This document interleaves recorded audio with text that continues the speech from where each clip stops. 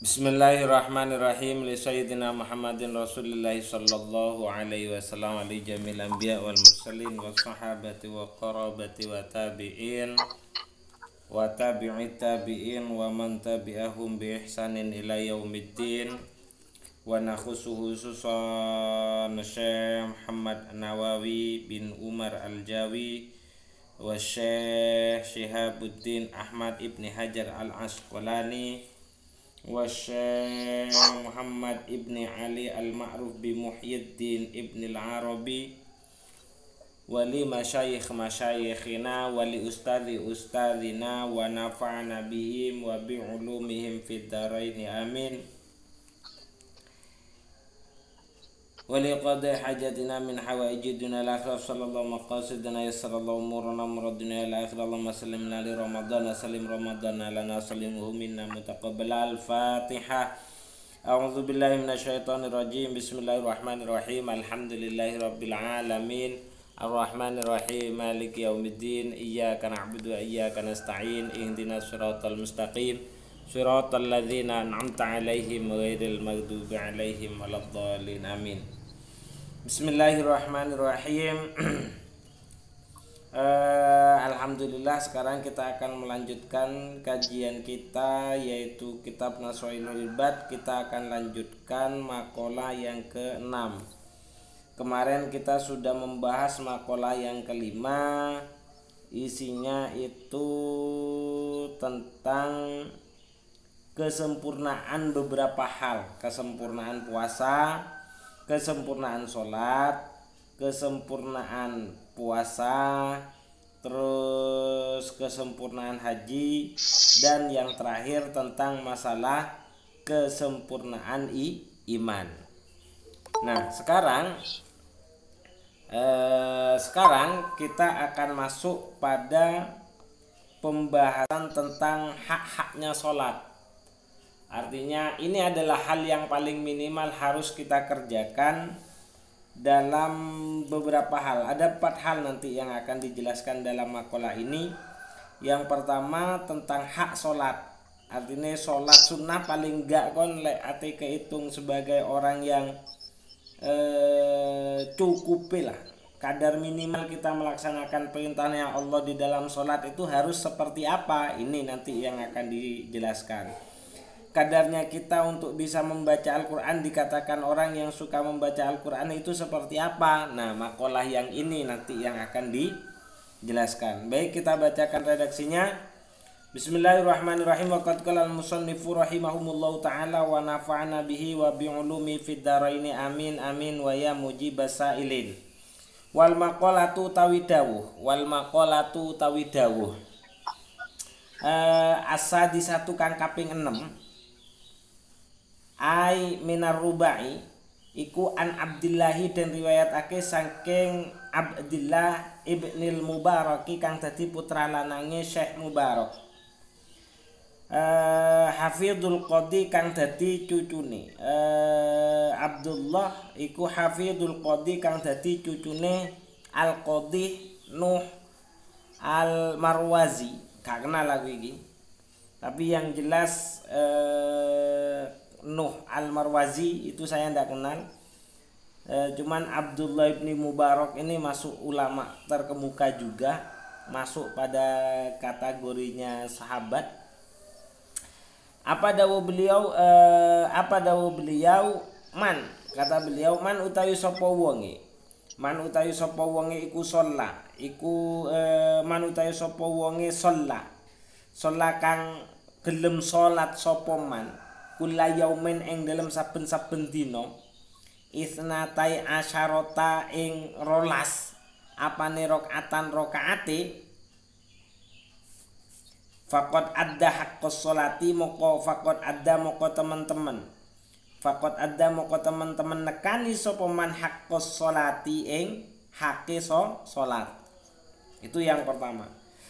Jadi minimal kalau kita mau terkategori sebagai orang yang menunaikan haknya sholat,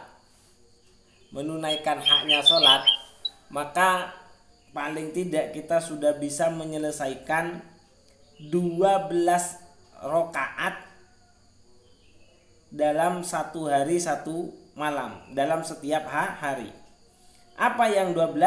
Wahya utawi isnatai asyara. Wahya utawi isnatai asyara iku rakaatani, rong rakaat qabla subhi kang tetep ing dalem sadurunge salat subuh. Berarti qablatas subhi 2 rakaat. Terus wa rakaatani lan sak rakaat lan rong rakaat qabla zuhri ing dalem sadurunge zuhur. Qablatas zuhri. Wa rakaatani lan rong rakaat ba'daha sa'wuse salat zuhur. Terus ditambah wa arba'u rakaatin lan papat pira-pira rakaat qoblal asri yang dalam sadurunge asar. Dadi sadurunge asar iku duduk mung loro. Kan rata-rata kita kan melaksanakan qobliyatal asri itu kan 2 kali kan. Ya kan? Itu rata-rata kita melaksanakan qobliyatal asri itu 2 kali. Tapi kalau mengikuti pendapatnya Abdullah bin Mubarak, kalau kita mau masuk pada kategorinya orang yang sudah menyempurnakan sholat kita, artinya menunaikan hak-hak sholat kita, artinya nambahi penggawean sunnah dari sholat kita, itu marine sholat asar petang rokaat Pak.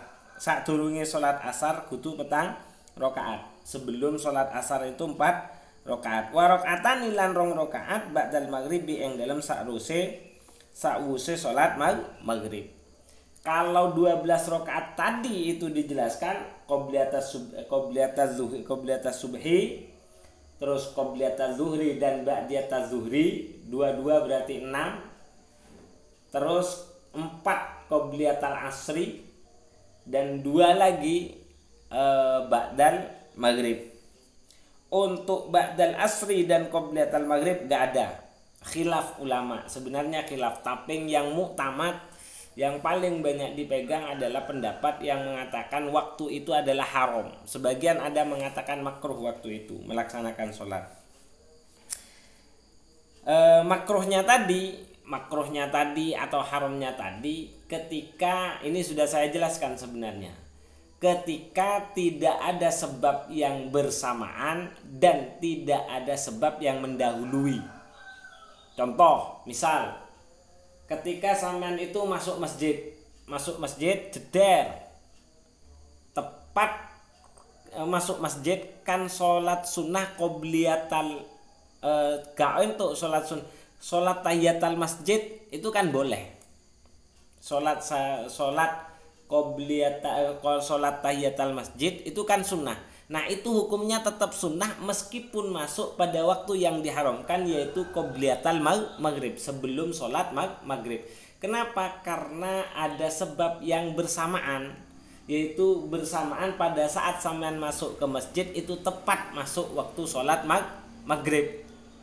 Nah ada sebab masuknya ke masjid itu loh, sehingga sampean tetap diperbolehkan untuk melakukan sholat tahiyatul masjid meskipun itu masuk pada waktunya sebelum maghrib, di mana waktu sebelum maghrib ketika tidak ada sebab itu haram melakukan sholat.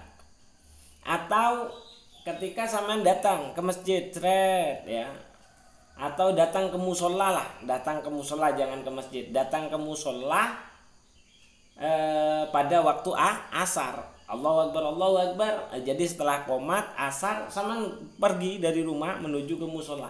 Nyampe ke musola belum sholat sunnah qobliyatal asri, ya kan? Ternyata imam sudah melakukan sholat asar dulu. Ya wis, sama ikut dulu. Gak usah sholat qobliyatal asri. Nah, sholat qobliyatal asrinya kapan? Setelahnya sholat asar. Aslinya kan haram. Ini tidak haram karena ada penyebab sebelumnya, yaitu apa? Sampean datang ke musola tidak sempat. Jadi karena tidak sempat melaksanakan sholat qobliyatal asri. Jadi sholat qobliyatal asri, sholat qobliyatal asrinya dikerjakan setelahnya sholat asar. Itu tidak haram karena ada penyebab yang mendahului. Kalau yang maghrib tadi berarti karena ada sebab yang bersamaan. Jadi waktu-waktu diharamkannya sholat itu tetap tidak haram kita melakukan sholat apabila ada sebab yang bersamaan atau ada sebab yang mendahului. Tuh. Gitu yang tidak diperbolehkan. Untuk sholat-sholat qobliyah atau sholat sunnah rawatib, apabila kita bisa melaksanakan sholat sunnah rawatib, yaitu seperti tadi, itu berarti kita sudah memenuhi haknya sholat. Haknya sholat. Liqaulihi krana dawe Rasulullah sallallahu alaihi wasallam, rahimah nyatane dawu rahimah. Rahimah melasi sinten Allahu Allah imro'an ing wong suwiji sholat kang gelem nglakoni salat sapa imro'an wong qoblal asri yang dalam sadurunge asar arba'an kelawan petang rakaat. Wa kana lan wonten sinten Rasul sallallahu alaihi wasallam iku yusolli salat sinten Rasul qablaha ing dalam sadurunge salat asar arba'an ing petang rakaat. Yafsilu kang misa sinten Rasul bainahunna ing dalam antarane arba'an bitaslimin kelawan salaman. Bitaslimin kelawan salaman. Berarti salat qobliyatul asri iku petang rakaat langsung satu salam. Jadi 4 rakaat 1 salam. Itu tidak apa-apa. 4 rakaat 1 kali salam. Itu yang dilakukan oleh Rasulullah untuk sholat qobliyatul asri. Jadi 4 rakaat 1 kali salam. Kalau malam itu sebaiknya tidak, pokoknya sholat sunnah yang rakaatnya itu lebih dari sekedar 2 rakaat ya, itu tidak apa-apa. Kalau dilakukan di waktu siang itu tidak apa-apa, sampean ropel jadi 4 1 kali salam, 4 1 kali salam, itu tidak apa-apa. Nah, kalau malam itu jangan, karena ada hadisnya Rasulullah sholatul laili masna. Sholat malam itu 2-2. Jadi kalau malam misal sampean mau sholat sunnah mutlak setelahnya isya, setelah sholat sunnah ba'diyah, terus sampean sik pengen sholat, atau setelahnya maghrib, setelah sholat sunnah ba'diyatul maghrib, itu kan masih ada sunnah awabin, sunnah macam-macam kan. Lah itu ndak boleh sampean, bukan ndak boleh, ndak seharusnya gitu loh, ndak seharusnya. Sebaiknya itu dibuat 2-2, karena ada dawuhnya Kanjeng Nabi sholatul laili masna. Jadi sholat malam itu harus 2-2. Kalau sholat malam itu dibuat 2-2. Makanya untuk sholat witir untuk di kalangan NU ya, yang saya tahu, meskipun ada yang mengatakan 3 kali ya kan, 3 kali 1 kali salam untuk sholat witir ya, 3 kali 1 kali salam. Tapi kebanyakan itu 2 dulu baru kemudian 1. Kenapa? Ya takut itu tadi, takut kena kepada hadis yang mengatakan sholatul laili masna.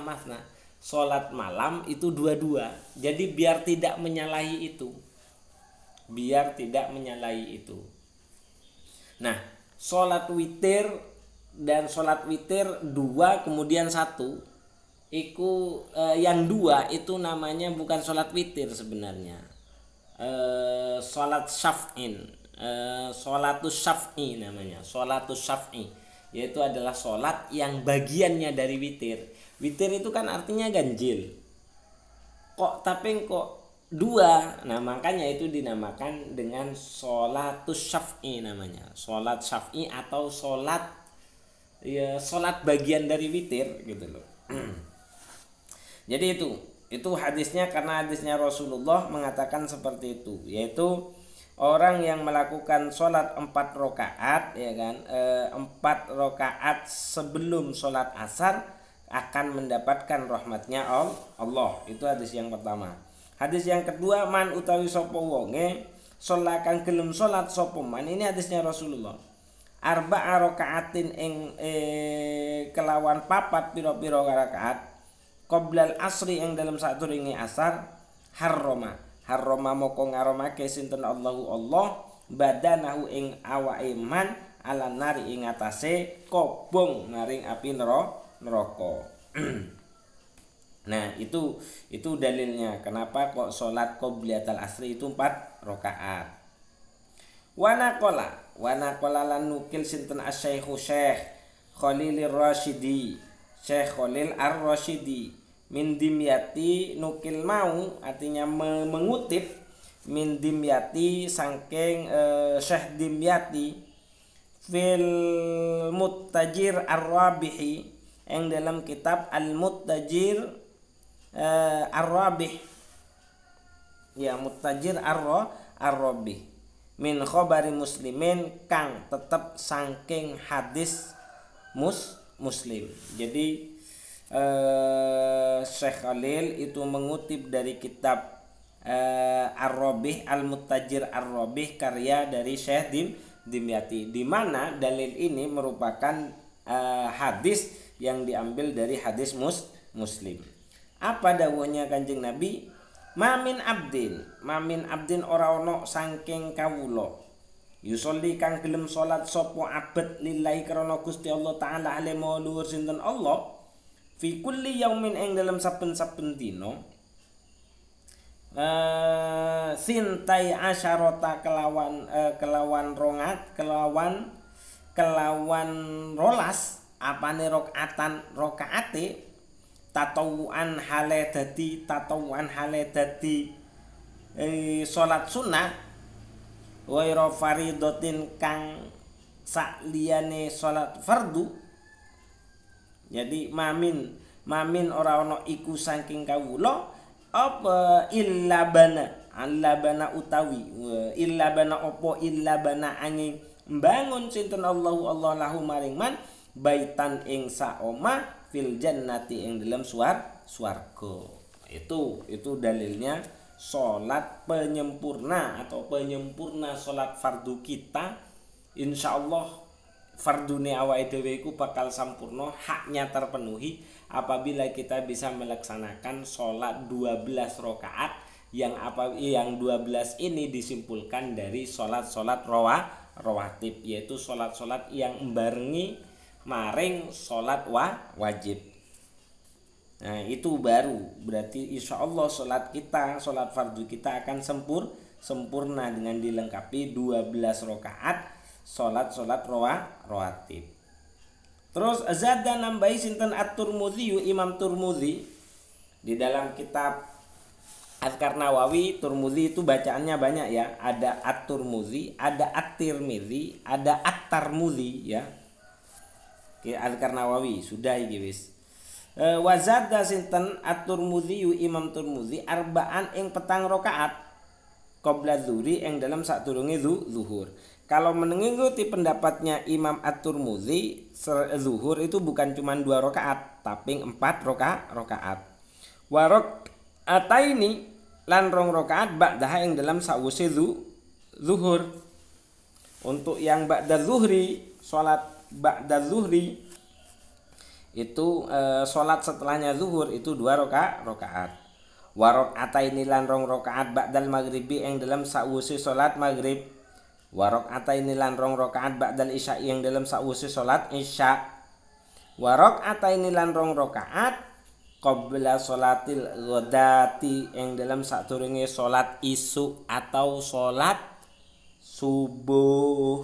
Itu Pak.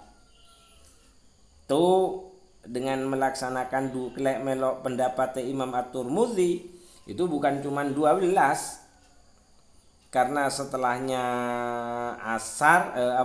setelahnya zuhur itu 4 rakaat, setelah maghrib 2 rakaat, isya 2 rakaat, asar yang ndak ada, salat qobliyatal asri yang ndak ada. Jadi salat qobliyatal asri yang nggak ada kalau mengikuti pendapatnya Imam At-Tirmidzi. Jadi 4 rakaat sebelum zuhur, 2 rakaat setelahnya zuhur, terus 2 rakaat setelahnya maghrib, 2 rakaat setelahnya isya, dan 2 rakaat setelahnya sebelum sholat subuh. Untuk pendapatnya Imam At-Tirmidzi tidak ada sholat qobliyatal asri, tidak ada. Cuman zuhurnya itu 4 rakaat ya kan, Terus akhirnya zuhurnya itu 4 rakaat.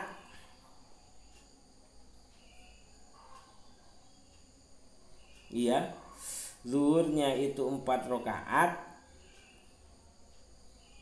Qobliyat az-zuhri itu ke 4 rakaat dan seterusnya. Terus ke ba'dal asri, qobliyat al-asri itu gak ada, cuman kalau mengikuti pendapatnya Imam At-Tirmidzi. Terus Walid Tabrani sekarang menurut pendapat mengikuti pendapat sahihnya Imam Tabrani, yaitu apa dawuh beliau, man shalla qabla dzuhri 4 rakaatin ka'annama tahajjat bihinna min lailatihi. Manutai sapa wonge sholat kang gelem salat sapa man qabla dzuhri ing dalem sadurunge salat zuhur 4 rakaatin kelawan 4 pira-pira rakaat, ya 4 rakaatin kelawan 4 pira-pira rakaat, ka'annama tahajjada koyo tahajud sapa man bihinna kelawan 4 rakaatin min lailatihi saking wayah bengine man. Wa man shallahunna wa man utai sapa wonge shallahunna ngelakoni salat 4 rakaat sapa man ba'dal isya'i ing dalem sakwise isya kamislihinna koyo dene ngelakoni 4 rakaat min lailatul qadar saking dina saking malam Lailatul Qadar. Iku Pak. Jadi Lailatul Qadar gak harus ditunggu di bulan Ramadan saja, artinya untuk bisa mendapatkan pahala sama seperti itu. Kalau mengikuti pendapatnya Imam Tabrani, maka cukup dengan melaksanakan sholat ba'diyatal isya, ya kan, 4 rakaat sholat ba'dal isya atau sholat ba'diyatal isya, itu insya Allah pahalanya sama seperti pahala Lailatul Qadar. Itu mengikuti pendapatnya Imam Tabrani. Nah itu kalau dilekerjakan semua itu. Wamin sama lan saking mengkono panggonan. Kola dawuh sinten Ibnu Mas'ud, sahabat Ibnu Mas'ud, laisa ora ana apa syai'un suwiji-wiji ya'dilu kang bisa bandingi apa syai' iku ya'dilu kang bisa bandingi apa syai' salatan laili ing salat wayah bengi min salatin nahari saking tinimbang saking salat raino illa arba'an angin 4 rakaat qabla zuhri ing dalam sadurunge zuhur. Nah, tidak ada sholat sunnah yang dilakukan waktu siang yang pahalanya itu hampir sama seperti sholat di waktu malam. Padahal rumusnya ya, semua pekerjaan ibadah yang dilakukan, ini dalam kitab Kasyifatus saja itu dijelaskan, semua ibadah sholat apa yang dilakukan di waktu malam itu lebih utama dari semua ibadah yang dilakukan di waktu siang. Itu jadi sholat apa sing bengi itu ya sholat malam, sholat qobliyatal isya, sholat ba'diyatal maghrib itu lebih utama sebenarnya, lebih utama daripada sholat qobliyatal zuhri, kecuali yang sholat qobliyatal asri, kecuali 4 rakaat sebelum zuhur itu pahalanya hampir sama. Kenapa kok yang dijelaskan seperti itu dibolak-balik tentang masalah pahalanya? Kenapa kok seperti itu? Ya karena memang harus diulang-ulang agar pahala itu, target kita melaksanakan sholat, pekerjaan itu tertancap betul ke dalam hati. Yang kita kejar itu adalah pemberian dari Allah Subhanahu wa Ta'ala berupa pahala. Kenapa? Karena percaya atas pahala, adanya pahala, percaya akan adanya siksa, itu bagian dari tanda-tanda orang-orang yang bertakwa, yaitu alladzina yu'minuna bil ghaibi al ayah itu loh. Yaitu orang-orang yang juga percaya kepada sesuatu yang gaib. Makanya harus diulang-ulang itu. Pokoknya apa-apa niat golek pahala. Ya harus itu.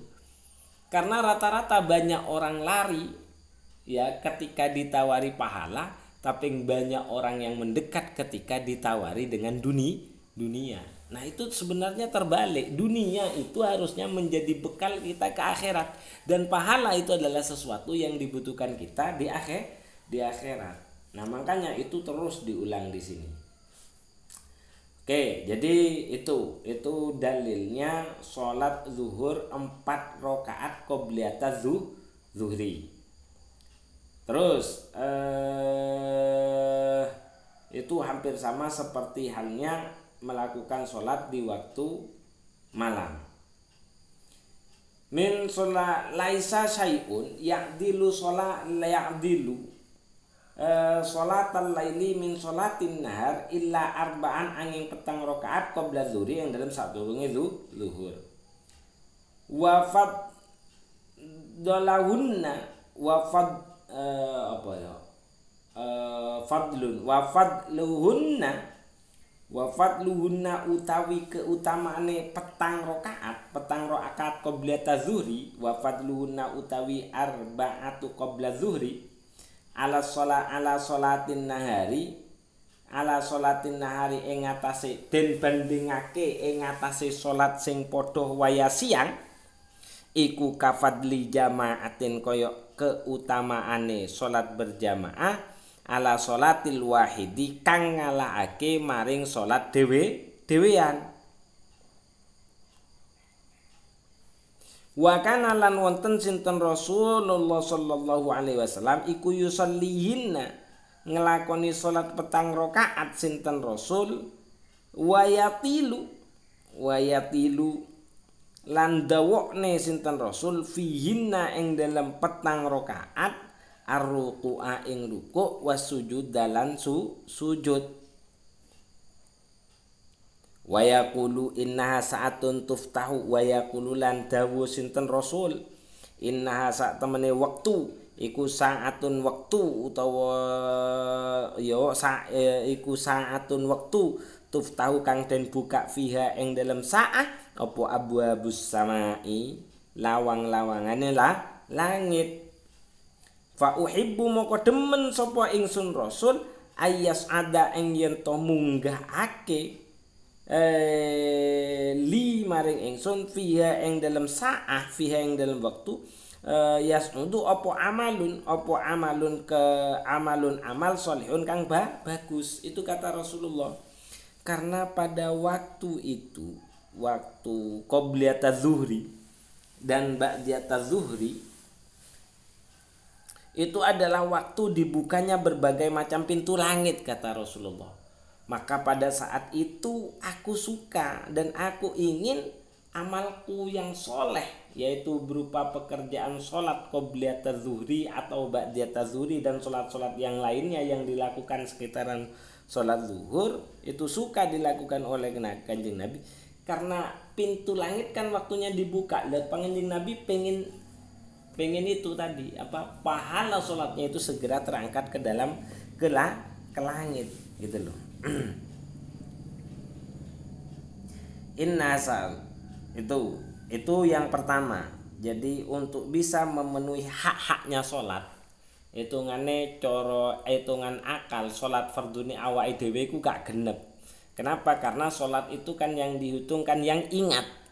Lah awake dhewe nglakoni sholat itu kadang ingatnya cuman pada saat takbir. Lepas dari takbir lupa semuanya sudah. Kalau kita sedang melakukan sholat, yang ingat itu kadang jemuran belum dikeringkan, kemudian toko belum ditutup. Biasanya kita ingat seperti itu. Jadi sholat wajib kita itu tidak akan sempurna. Maka kalau hak sholat kita itu agar terpenuhi, maka lakukan sholat sunnah rawatib. Untuk bilangannya semua rata-rata 2, yang dilarang itu adalah ba'diyatal asri dan qobliyatal maghrib serta ba'diyatas subhi, itu dilarang melakukan sholat sunnah matlab, sholat ba'diyah, sholat qobliyah itu tidak boleh di sana, kecuali ada dua sebab-sebab yang mendahului atau sebab yang membarengi, kan gitu. Nah, sekarang kalau itu bisa dilaksanakan, insya Allah kita akan memenuhi, artinya sholat wajib kita yang ada bolong-bolongnya itu akan tertutupi dengan sholat sunnah rawatib tersebut. Itu sholat. Jadi penyempurna sholat itu adalah dengan melaksanakan sholat sunnah rawatib. Lanjut.